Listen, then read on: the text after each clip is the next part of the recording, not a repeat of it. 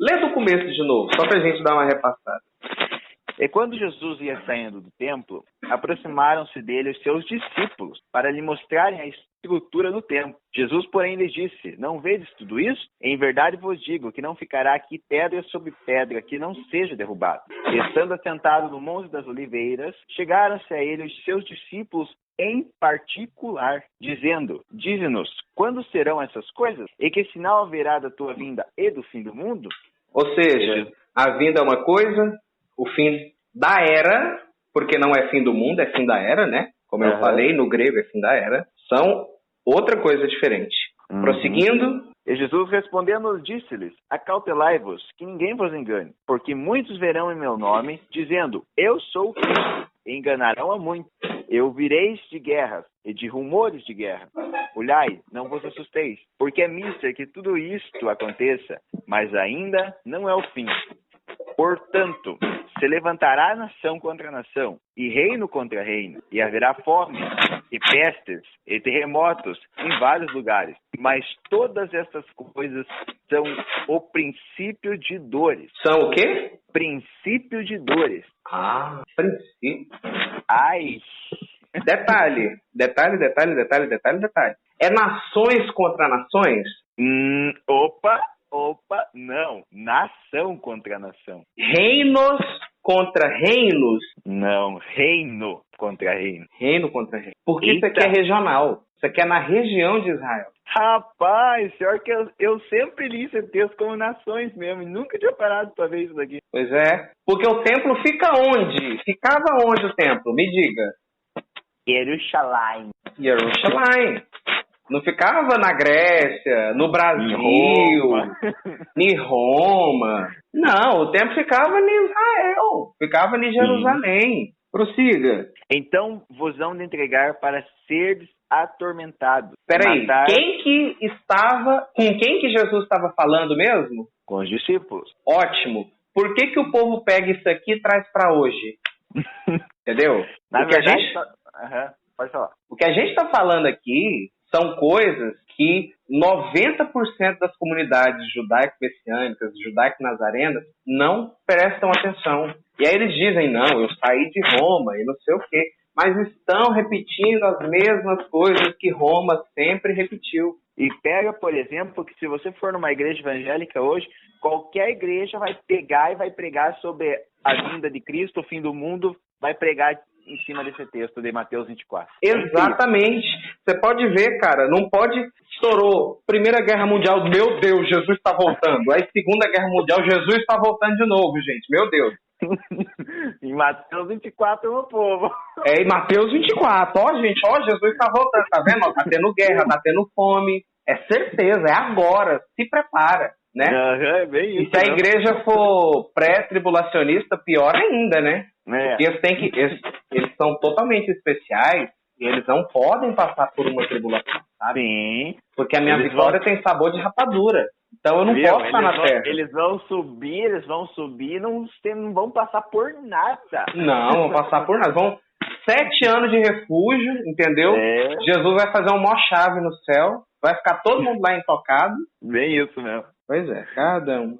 Então, hão de vos entregar para seres atormentados. A tradição vai dizer que o apóstolo João foi cozinhado dentro de um caldeirão fervente. Nossa. E não morreu ainda, pra você ter noção. Já ouvi isso mesmo, já ouvi. Eu já ouvi. A palavra não diz sobre isso, mas eu já ouvi muito essa história de várias pessoas. Também. Então, quem seriam atormentados? Aqueles que estavam ouvindo, os discípulos. Prossiga. E matar-vos-ão e sereis odiados de todas as nações por causa do meu nome. Nesse tempo, muitos serão escandalizados e trair-se-ão uns aos outros, e uns aos outros se odiarão. E surgirão muitos falsos profetas e enganarão a muitos. A gente tem, por exemplo, Shimon Bar Kokhba, com um falso profeta.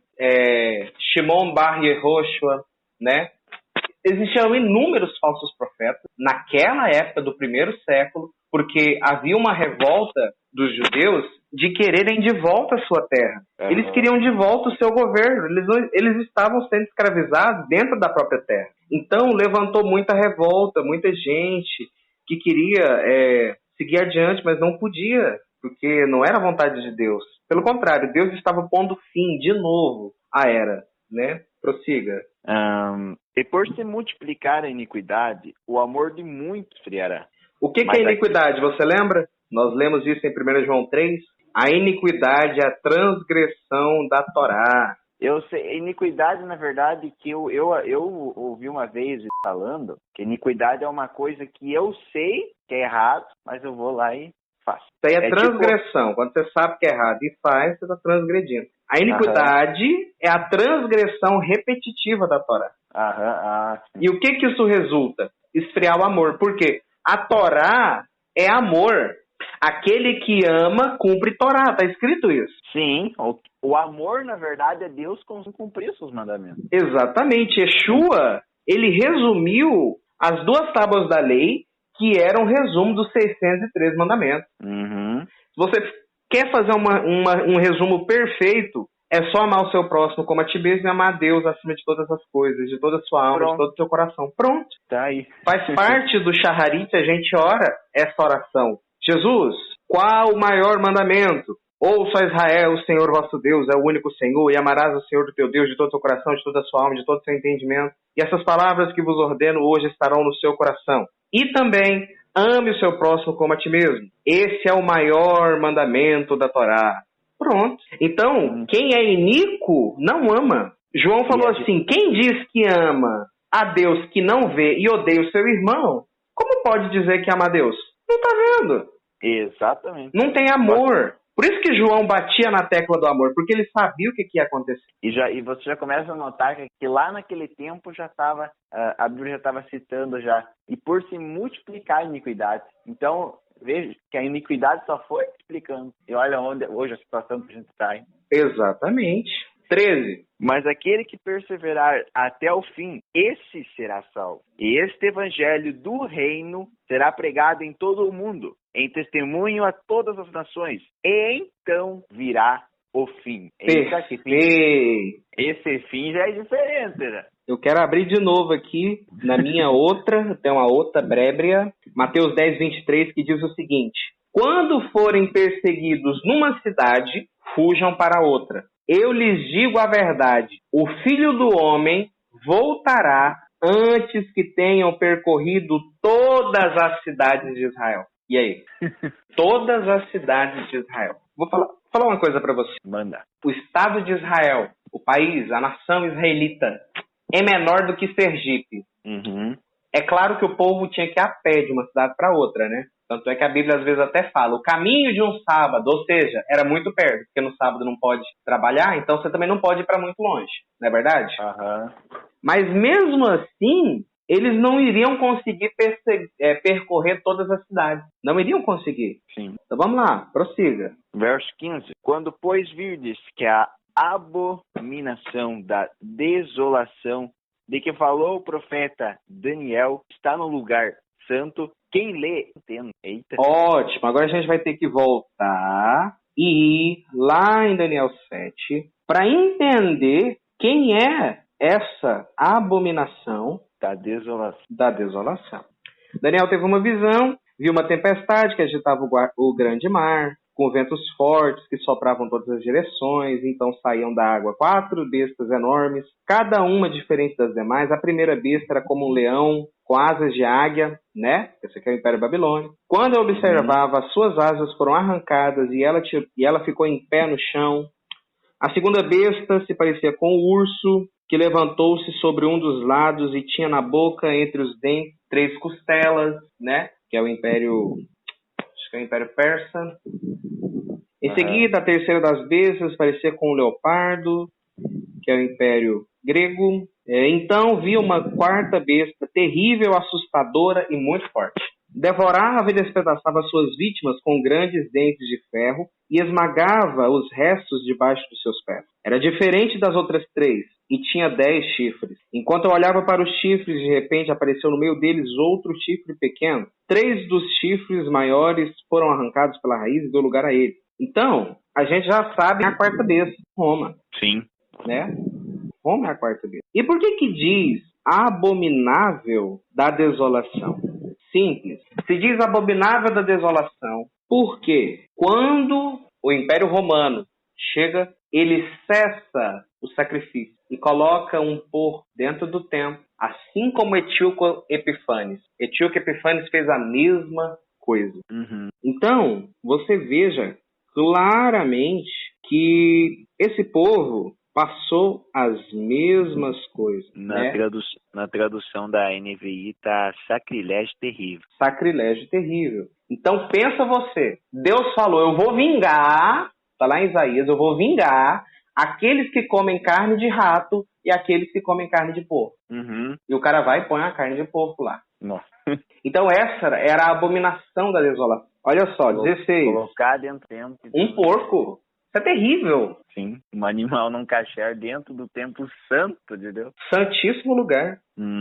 16. Então os que estiverem na Judéia fujam para os montes. Quem estiver no telhado de sua casa, não desça para tirar dela coisa alguma. Quem estiver no campo, não volte para pegar seu manto. Como serão terríveis aqueles dias para as grávidas e para os que vierem amamentando. Orem para que a fuga de vocês não aconteça no inverno nem no Shabat. Aí, olha só, a igreja cristã, né, ela gosta de jogar esse Mateus 24 para frente, né? Mas aí chega no Shabat, eu não sei como é que vira a cambalhota. Porque se a lei foi anulada, né, como dizem, o fim da lei pregam. O fim da lei é Cristo, que essas coisas são sombras. Ué, mas Jesus pediu para rezar para não ser no sábado. E aí? Eita! Aí tu chega nos... E eles dizem, não, nós vamos ser arrebatados antes. Que estranho, não? Como que eles serão arrebatados antes se o próprio Cristo está mandando fugir? 21. Porque haverá, então, grande tribulação. Nunca houve desde o princípio do mundo até agora. Nem já... Opa! Nem jamais... Epa, vamos parar por aqui. Lê de novo o versículo 21. O versículo é muito gostoso. Vamos ler de volta. Porque haverá, então, grande tribulação, como nunca houve desde o princípio do mundo até agora. Nem jamais haverá. Ué, mas a grande tribulação não vai vir ainda. E a Bíblia está dizendo que não haverá. E agora? Pois é. Então, aí eu faço a pergunta para você. A gente já viu que vai ser nação contra nação, correto? Sim. Então vai ser duas nações, porque se é nação contra nação, está no singular, só podem ter duas nações uma contra a outra. Não pode ter mais, senão seriam nações contra nações ou nação contra nações. Nós já vimos que está associado com a destruição do templo. Sim. O templo está em Israel. Então sabemos que uma dessa nação é Israel. Exatamente. E aí, o que acontece? Nós vamos chegar lá. O que acontece? As pessoas chegam e falam assim, Gustavo, você está dizendo que a grande tribulação foi a destruição do templo? Então me explique o que foi o Holocausto. 6 milhões de judeus. Eu falo, eu vou te explicar o que foi o Holocausto. Foi uma tribulação. Foi uma tribulação. Então, foi a grande tribulação, né? Eu falei, não, porque não foi na Terra Santa. Não existia templo. E eu vou dizer uma coisa. Manda. Pode ser possível que Yeshua desça do céu um templo. Eu duvido, mas é possível. Porque Zacarias fala que o renovo traria um novo templo, né? Geralmente, os futuristas, quem joga as profecias para o futuro, vão dizer que Jesus vai descer com o templo do céu e não sei o quê. Só que o Apocalipse diz, eu não vi na cidade templo. Então, de duas uma, ou João é mentiroso e esse povo está certo, ou esse povo está errado e João é verdadeiro. Porque ele mesmo falou que não havia templo. E Yeshua falou assim, eu vou destruir esse templo e em 3 dias eu reconstruirei de novo. Por quê? Yeshua trouxe a elevação da Torá. As pessoas falam assim para mim, a lei não foi abolida? Então por que você não apedreja? A lei não foi abolida? Então por que você ainda rapa os cantos da sua barba? A lei não foi abolida? Então por que isso e aquilo? O mofo, a lepra, não sei o quê. Por quê? Porque a lei foi elevada. Nós pegamos o cordeiro e matamos? Não. Por quê? eis o Cordeiro de Deus que tira o pecado do mundo. Yeshua é o nosso Cordeiro. As leis que se referem ao templo, Yeshua e nós somos o templo. Porque Yeshua falou dele. Vamos lá pro 22. Só adicionando um comentário, eu até aprendi com o pastor assim, que ele falou que a lei, na verdade, quando Cristo veio, ela foi, né, em outras palavras, uma palavra mais lógica, aperfeiçoada, né? Exatamente. Falou isso, mas na verdade essa questão da lei aí eu aprendi muita coisa que eu até tenho anotado para 22. Se aqueles dias não fossem abreviados, ninguém sobreviveria. Mas, por causa dos eleitos, aqueles dias serão abreviados. Eleitos? Se então alguém lhes disser, vejam, aqui está o Cristo, ou ali está ele, não acreditem. Pois aparecerão falsos cristos e falsos profetas que realizarão grandes sinais e maravilhas para, se possível, enganar até os eleitos. Eita, então o Senhor tem os seus eleitos já? Já tem os seus eleitos, rapaz. Vejam que eu os avisei antecipadamente. Se alguém lhes disser, ele está lá no deserto, não saiam. Ou ali está ele, dentro da casa, não acreditem. Porque assim como o relâmpago sai do oriente e se mostra no ocidente, assim será a vinda do Filho do Homem. É rápido ou é devagar? Rápido. É rápido. Até você consegue ver o relâmpago ali saindo do oriente e se mostrando no ocidente? Não consegue, né? E outra, vou te fazer mais uma pergunta. Quando chove no mundo inteiro ao mesmo tempo? Não. Ah! E uma coisinha só para nós adicionar aqui, Israel fica no ocidente ou no oriente? Por que a Bíblia está dizendo o relâmpago sai do oriente e mostra o ocidente? Israel está no oriente. Exatamente. Aí a minha diz assim, ó, sai do oriente, se mostra até o ocidente. É impressionante. É incrível.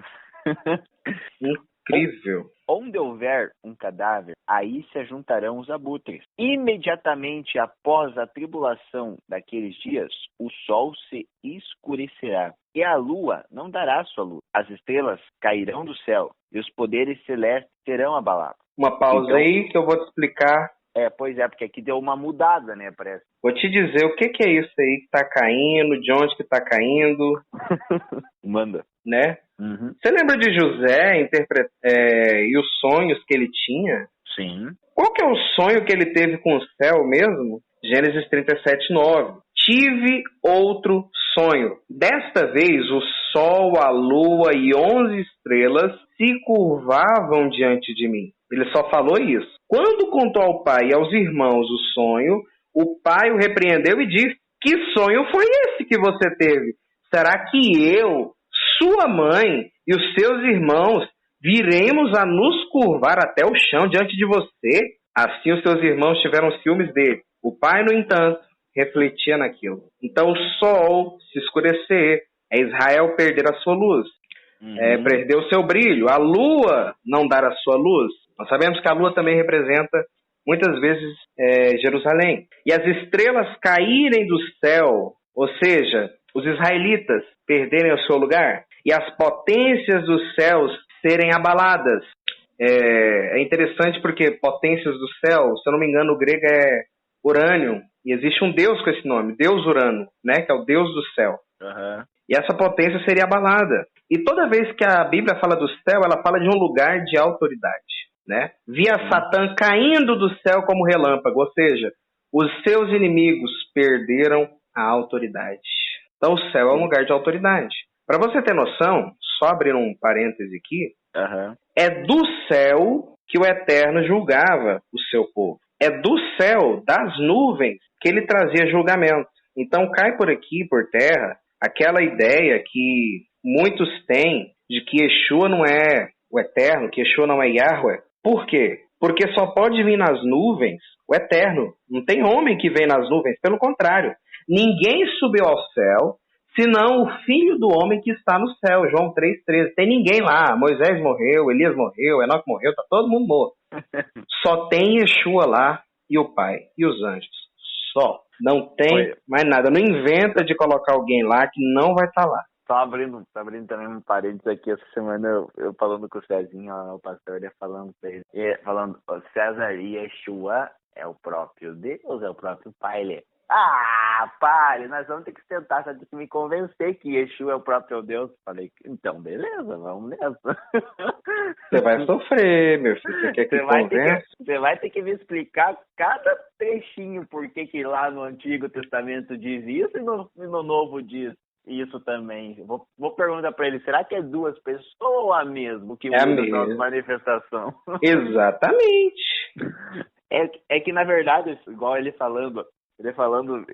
jogando os textos para cima de mim, ele falando, mas Natan, me explique, por que então que Deus diz que o cordeiro está à sua direita e na direita? Eu falei, César. Eu falei para ele, César, são as manifestações, a gente tem que entender cada manifestação de Deus na parte de paternidade, do Filho, do Espírito. Eu falei, tem que sentar e entender cada manifestação.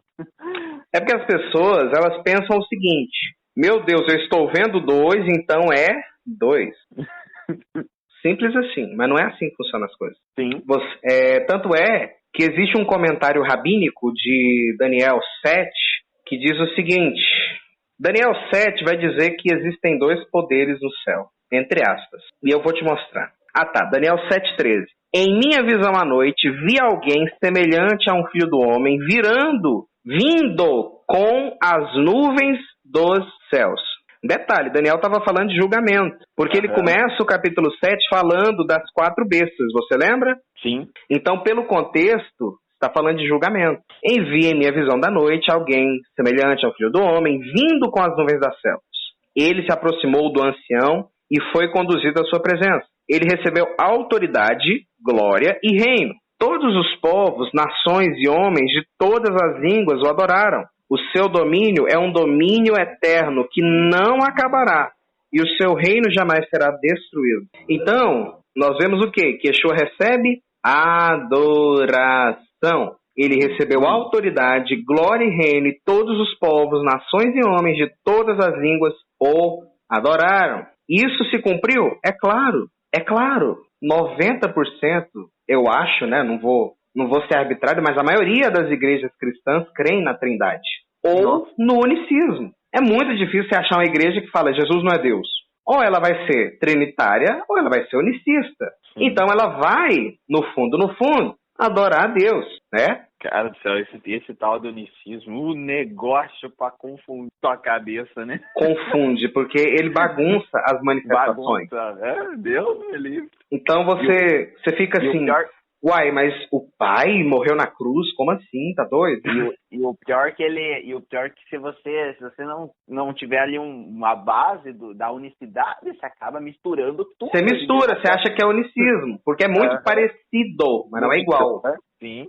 Né? Não é igual. Meu Gustavo. E olha só os comentários que tem rabínicos sobre isso, né? Pesicta Rabati 36:1 diz o seguinte, e Yahweh viu a luz e viu que isso era bom. Gênesis 1:4. Isso prova que Hashem contemplou o Mashiach e foi feito muito antes do mundo ser criado e debaixo do seu trono de glória, e Yahweh separou Mashiach até a geração em que ele aparecera. Eu mesmo a quem consola. Isaías 51:12. Ou seja, o Eterno é o Consolador. Essas palavras devem ser consideradas de acordo com o que foi dito. Tu me fizeste passar muitas e duras tribulações, restaurarás a minha vida e das profundezas da terra de novo me farás subir. Aqui encontramos que bem no início da criação do mundo, o Melech HaMoshiach, o Rei Messias ungido, já estava em existência, porque ele já existia no plano de pensamento de Hashem, muito antes do mundo ser criado. Pesicta Rabati 33:1. Detalhe, plano de pensamento é logos. A palavra logos do grego, ela significa justo isso, plano, pensamento. Talmud Bavili, Hagigah 14a. A Gemara elabora uma pergunta. Um verso diz, aqui entra Daniel que a gente acabou de ler, o seu trono era flamejante. E outra frase no mesmo versículo diz, tronos eram colocados, um era para o ancião de dia sentar. Isso implica a existência de 2 tronos. E a Gemara responde, isso não é difícil. Um trono é para ele, Yahweh, e outro trono para Davi, Mashiach. Como foi ensinado em Baraita, de acordo com este assunto, um trono para ele e outro para Davi. Essa foi a explicação de Rabi Akiva. E aí o Midrash Rabbah 2:33 diz o seguinte: não te associe com os que são instáveis. Não te associe com os que declaram que tem um segundo Deus.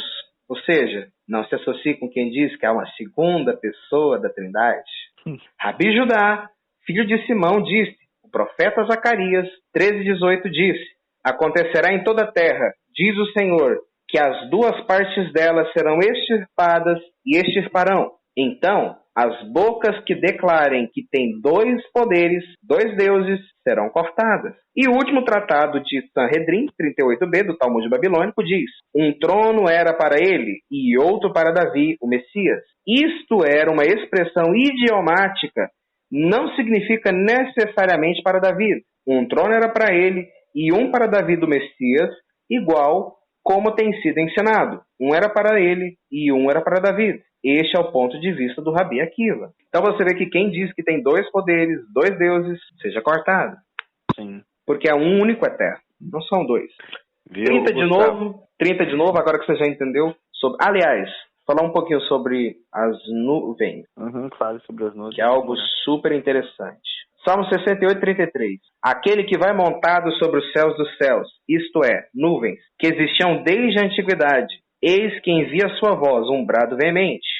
Isaías 19:1. Peso do Egito. Toda vez que a palavra fala de peso, ela fala de uma intercessão porque vai acontecer alguma coisa ruim, né? Por exemplo, em Abacuque, fala assim, peso que viu o profeta Abacuque. Que peso é esse? Ele viu algo ruim. Israel estava num estado terrível. Então, continuando, peso do Egito. Eis que Yahweh vem cavalgando numa nuvem lixeira e entrará no Egito. Yahweh entrou no Egito com corpo físico e tudo? Não. Então, o que ele veio? Como que ele veio? Como que ele entrou no Egito? Com julgamento. Nuvem, peso. Nuvem, isso mesmo. Deuteronômio 33:26. Não há outro, ó Jesurum, semelhante a Elohim, que cavalga sobre os céus para a tua ajuda e que com sua majestade sobre as mais altas nuvens está. Agora Apocalipse 1:7. Eis que vem com as nuvens, e todo olho verá, até mesmo os que os traspassaram, e todas as tribos se lamentarão sobre ele. Sim, o Eterno é Rei fiel. Agora vamos falar um negócio aqui de bobos. Aqui está dizendo, eis que vem ou eis que virá? Eis que vem. Eis que vem. Então não está longe, está perto. E todo olho verá, até mesmo os que os traspassaram. Quem traspassou Yeshua? Traspassou? Isso, quem furou ele? Romanos? Sim, os romanos, os judeus, toda aquela corja que estava junto, foi quem traspassou. E diz que todo olho veria, inclusive quem traspassou. Eu te pergunto, esse povo está vivo até hoje? Não. Não. Aí eu já ouvi, nossa, cara, eu já ouvi isso. Deus vai ressuscitar quem traspassou Jesus para ver ele voltar em glória, aleluia. Não, mas peraí, Hebreus 9:27. Ao homem está fadado morrer uma única vez e então enfrentar juízo. Tem essa não, querido. Tem essa não, querido. Impossível. Não volta mais. Como a gente leu no versículo 30, aliás, acho que ainda vai ler, né? Então aparecerá no céu o sinal do Filho do Homem, e todas as tribos se lamentarão, e verão o Filho do Homem vindo sobre as nuvens dos céus com grande poder e glória. Mateus 26, 62 a 64. E levantando o sumo sacerdote, disse-lhe, não responde coisa alguma ao que depõe contra ti? E Yeshua, porém, guardava silêncio. Insistindo o sumo sacerdote, disse-lhe, conjuro-te pelo Deus vivo, que diga se tu é o Messias, o Filho de Deus. Disse-lhe Jesus, tu o disseste. Digo-vos, porém, que em breve o Filho do Homem você verá assentado à direita do poder, vindo sobre as nuvens dos céus. Em breve. Não é daqui 900 anos. A gente tem que lembrar que Yeshua veio na Terra há mais de 1000 anos. Quase 2000 anos. Na verdade, se a gente for analisar esse tempo, cada dia mais se aproxima, né? Exatamente. Leia pra gente aí o 32. Nós podemos ser a geração que vai presenciar a volta de Yeshua. É verdade. Aprendam a lição da figueira. Quando seus ramos se renovam, suas folhas começam a brotar, vocês sabem que o verão está próximo. Assim também, quando virem todas estas coisas, saibam que está próximo às portas. Eu lhes asseguro que não passará esta geração até que todas essas coisas aconteçam. Eita, que geração.